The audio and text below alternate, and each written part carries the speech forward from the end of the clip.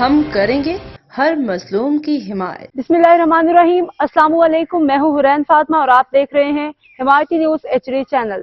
نظر ڈالتے ہیں آج کی اہم خبروں پر۔ سرجن کراچی کی زیر نگرانی میں سرکاری hospital trauma centre MLO office میں عیاش اور رشوت خور پرائیویٹ نوجوانوں کو تعینات کیا گیا جو MLO آفس میں غیر قانونی طور پر کام کر رہے ہیں کی فوری انکوائری کی جائے۔ ناظرین، تفصیلات کے مطابق Karachi civil hospital trauma centre MLO office میں کرپشن عروج پر اور پوچھنے والا کوئی نہیں۔ Police surgeon Karachi madam Sumaiya کی سرپرستی میں پرائیویٹ طور پر جاری اہلکار بھرتی کیے ہوئے ملازمین کو تمام اختیارات دے دیے گئے ہیں جو روزانہ کی بنیاد پر مجبور اور بے بس مریضوں سے منمانی رقم وصول کرواتے ہیں اور ہاسپٹل انتظامیہ مجبور مریض ان کی منمانی سے مجبور ہیں اور کوئی بھی پوچھنے والا نہیں ہے۔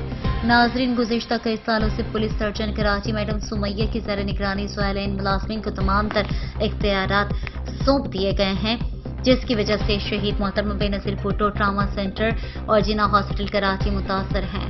ہاسپٹل میں غیر قانونی طور پر کام کرنے والوں نے اندھیر نگری چوپٹ راج مچائی ہوئی ہے۔ اب تک کے لیے اتنا ہی۔ مزید خبروں اور اپڈیٹ سے باخبر رہنے کے لیے دیکھتے رہیں حمایتی نیوز HD چینل۔